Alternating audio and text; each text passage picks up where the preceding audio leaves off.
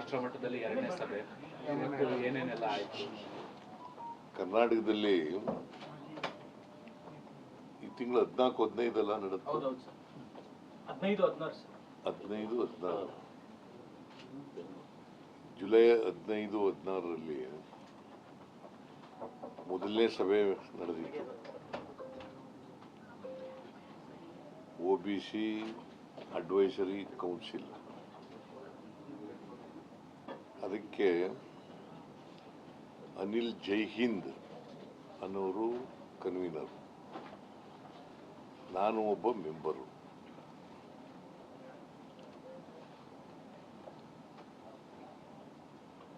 ಅದರಲ್ಲಿ ಅಶೋಕ್ ಗೆಹ್ಲೋಟ್ ಮೆಂಬರ್ ಇದ್ದಾರೆ, ಬಘೇಲ್ ಅವರು ಮೆಂಬರ್ ಇದ್ದಾರೆ, ನಾರಾಯಣ ಸ್ವಾಮಿ ಮೆಂಬರ್ ಇದ್ದಾರೆ, ವೀರಪ್ಪ ಮೊಯ್ಲಿ ಅವರು ಮೆಂಬರ್ ಇದ್ದಾರೆ, ಹರಿಪ್ರಸಾದ್ ಮೆಂಬರ್ ಇದ್ದಾರೆ. ಹೀಗೆ MP ಗಳು MLA ಗಳು ಬಹಳ ಜನ ಮೆಂಬರ್ಗಳಾಗಿದ್ದಾರೆ ದೇಶದ ಇದರಲ್ಲಿ. ಯಾಕಂದರೆ OBC ಡಿಪಾರ್ಟ್ಮೆಂಟ್ ಇದೆಯಲ್ಲ, AICCನಲ್ಲಿ OBC ಡಿಪಾರ್ಟ್ಮೆಂಟ್ ಇದೆಯಲ್ಲ, ಆ OBC ಡಿಪಾರ್ಟ್ಮೆಂಟಿಗೆ ಅನಿಲ್ ಜೈಹಿಂದ್ ಅನ್ನೋರು ನ್ಯಾಷನಲ್ ಪ್ರೆಸಿಡೆಂಟು. ಅವರು ನನ್ನನ್ನು ಭೇಟಿ ಮಾಡಿ, ಮೈಸೂರಿನಲ್ಲಿ ನೀವು ಅಡ್ವೈಸರಿ ಕೌನ್ಸಿಲ್ ಮೀಟಿಂಗ್ನ ಮೊದಲನೇ ಸಭೆ ಮಾಡಲಿಕ್ಕೆ ಆತಿಥ್ಯ ವಹಿಸಬೇಕು ಅಂತ ಹೇಳಿದ್ರು. ಆಯಿತು, ಮಾಡೋಣ ಅಂತ.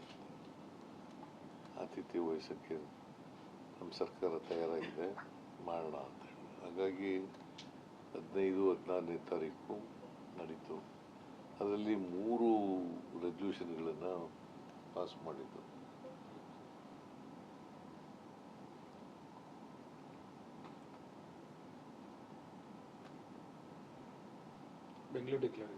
ಬೆಂಗಳೂರು ಡಿಕ್ಲರೇಷನ್ ಅಂತ ಒಂದು, ಅದರಲ್ಲಿ 3 ಅದರಲ್ಲ, ಬೆಂಗಳೂರು ಡಿಕ್ಲರೇಷನ್ ಅನ್ನೋದೇ ಒಂದು ರೆಸಲ್ಯೂಷನ್, ಅದೇ ಮೊದಲನೇ ರೆಸಲ್ಯೂಷನ್.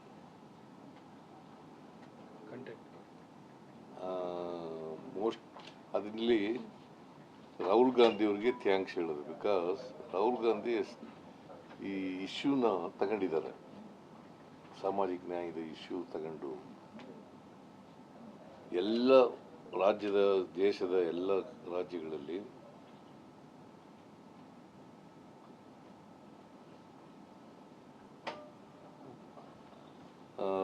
ತೆಲಂಗಾಣದಲ್ಲಿ ನಡೆದಿರೋ ರೀತಿಯಲ್ಲಿ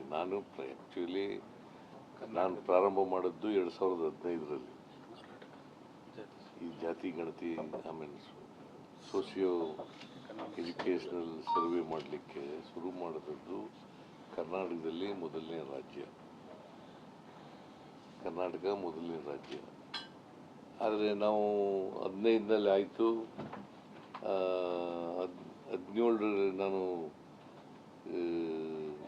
2018 ಲೋಕಸಭಾ ವಿಧಾನಸಭಾ ಚುನಾವಣೆಯಲ್ಲಿ ನಮ್ಮ ಸರ್ಕಾರ ಬರಲಿಲ್ಲ. ಆಮೇಲೆ ಸಮ್ಮಿಶ್ರ ಸರ್ಕಾರ ಬಂತು, 1 ವರ್ಷ 2 ತಿಂಗಳಿತ್ತು. ಆಮೇಲೆ BJP ಅವರು ಬಂದರು ಆಪರೇಷನ್ ಕಮಲದ ಮೂಲಕ. ಆಮೇಲೆ ಅವರೂ ತಗೊಳ್ಳಿಲ್ಲ, ಕುಮಾರಸ್ವಾಮಿನೂ ತಗೊಳ್ಳಿಲ್ಲ, BJP ಅವರು ತಗೊಳ್ಳಿಲ್ಲ, ರಿಪೋರ್ಟನ್ನು ರಿಸೀವ್ ಮಾಡ್ಕೊಳ್ಳಲಿಲ್ಲ. 10 ವರ್ಷ ಆಗೋಯ್ತು ಅದು ರಿಪೋರ್ಟ್. ಸೊ 10 ವರ್ಷ ಇರೋದ್ರಿಂದ ಕಾನೂನು ಪ್ರಕಾರ 10 ವರ್ಷ ಆಗಿದ್ದರೆ ಅದನ್ನು ರೀಎನ್ಯುಮರೇಟ್ ಮಾಡಬೇಕು ಅಂತ ಇದೆ. ಸೊ ಹಾಗಾಗಿ ನಾವು ರೀಎನ್ಯುಮರೇಟ್ ಮಾಡ್ತಾ ಇದ್ದೀವಿ. ಸೊ ಎಲ್ಲ ರಾಜ್ಯಗಳಲ್ಲೂ ಕೂಡ ಇದನ್ನು ಮಾಡಬೇಕು. ತೆಲಂಗಾಣ ಮಾದರಿನಲ್ಲಿ ಎಲ್ಲ ರಾಜ್ಯಗಳಲ್ಲೂ ಕೂಡ ಮಾಡಬೇಕು. ಈಗ ರಾಹುಲ್ ಗಾಂಧಿಯವರು ಈ ಇಶ್ಯೂನ ತಗೊಂಡ ಮೇಲೆ, ಕಳೆದ 2 ವರ್ಷಗಳಿಂದ ಈ ಇಶ್ಯೂಸ್ ತಗೊಂಡ ಮೇಲೆ, ಕೇಂದ್ರ ಸರ್ಕಾರನೂ ಕೂಡ ಈಗ ಜಾತಿ ಗಣತಿ ಮಾಡ್ತೀವಿ ಅಂತ ಹೇಳ್ತಾ ಇದ್ದಾರೆ. ಜಾತಿ ಗಣತಿ ಪ್ರಾರಂಭ ಆದದ್ದು 1872ನೇ ಇಸ್ವಿ. 1931 ಕೊನೆ ಜಾತಿ ಗಣತಿ ನಡೆದಿದೆ.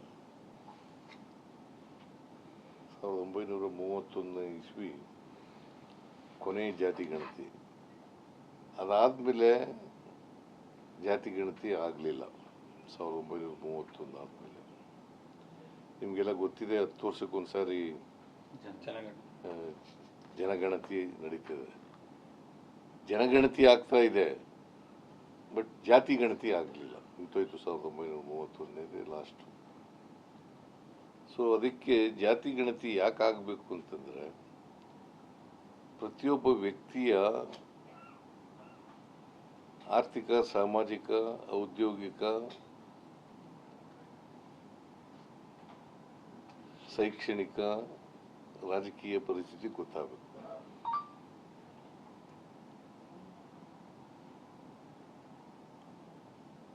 ಗೊತ್ತಾದರೆ, ಯಾಕಂತಂದರೆ ನಮ್ಮ ಕಾನ್ಸ್ಟಿಟ್ಯೂಷನ್ನು ಭಾಳ ಪ್ರಮುಖವಾಗಿ ಹೇಳ್ತಕ್ಕಂಥದ್ದು ಸಾಮಾಜಿಕ ನ್ಯಾಯ. ನಿಮ್ಗೆ ಕನ್ನಡ ಗೊತ್ತಾಗುತ್ತೆ ನಮ್ಮ? ಮತ್ತೆ ತಲೆ ಕುಣಿಸ್ತಾ ಇದೆಯಾ?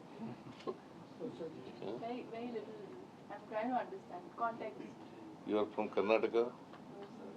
No. My phone number is Bangalore.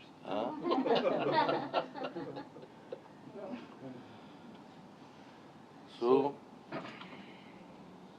ಈ ಜಾತಿ ಗಣತಿ ಇದೆಯಲ್ಲ, ಅದನ್ನು ಮಾಡಬೇಕು ಎಲ್ಲ ಕಡೆನೂ ಅಂತ ಸೋಷಿಯೋ ಎಕನಾಮಿಕ್. ಈಗ ನಾನು ಸ್ವಾತಂತ್ರ್ಯ ಬಂದು 78 ವರ್ಷ ಆಯ್ತಾ ಬಂದಿದೆ. ಈಗ ಸ್ವಾತಂತ್ರ್ಯ 78 ವರ್ಷದಲ್ಲಿ ಅಸಮಾನತೆ ನಿವಾರಣೆ ಆಗಿದೆಯಾ ಇಲ್ವಾ?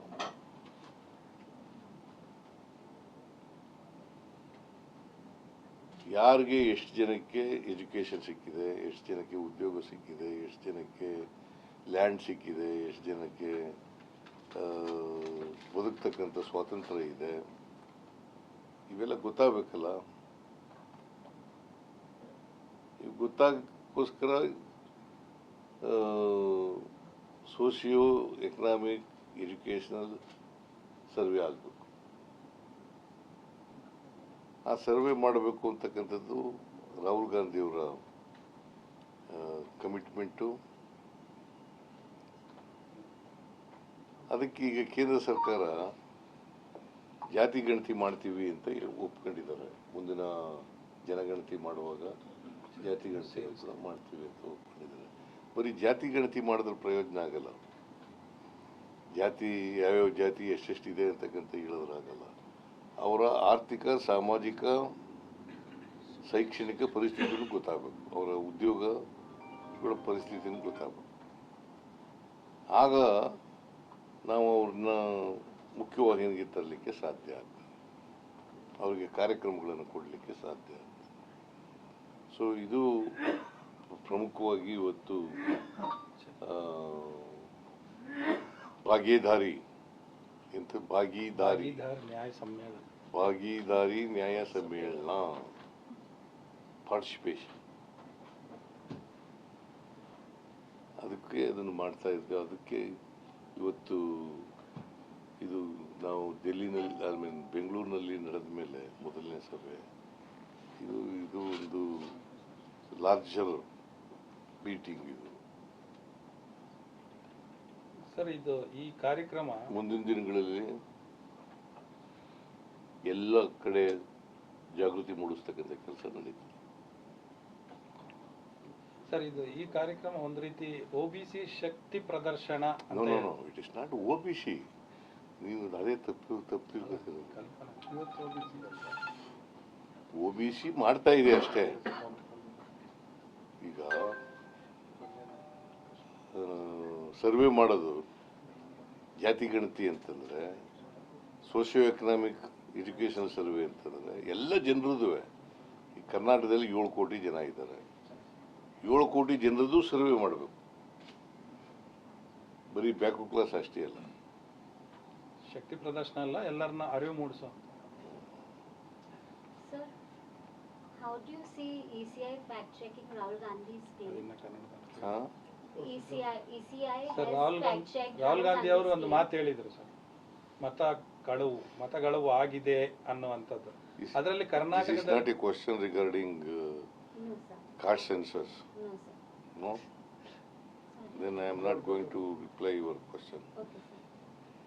ಸೊ ಮತಗಳವು ಆಗಿದೆ ಅನ್ನೋಂಥದ್ದನ್ನ ಕರ್ನಾಟಕದಲ್ಲೂ ಆಗಿದೆ ಅನ್ನೋಂಥದ್ದು ನೀವು ಕಾಂಗ್ರೆಸ್ನವ್ರು ಪ್ರತಿಭಟನೆ ಮಾಡ್ತಾ ಇದ್ದೀರಿ. ಏನಂತ? ಈವನ್ DCM ಅವರು ಕೂಡ ಹೇಳಿದ್ರು ನಮ್ಮ ಕ್ಷೇತ್ರದಲ್ಲೇ ಆಗಿದೆ ಮತಗಳವು ಅನ್ನೋದು. ಹೌದು. ಈಗ ಕಳೆದ ಲೋಕಸಭಾ ಚುನಾವಣೆಯಲ್ಲಿ ಅರ್ಹ ಮತದಾರರನ್ನ you don't know Kannada? No, sir. No. Eligible voters in the voters list are removed. Some new people are included in the voters list. That means to say they are not the voters of the constituency.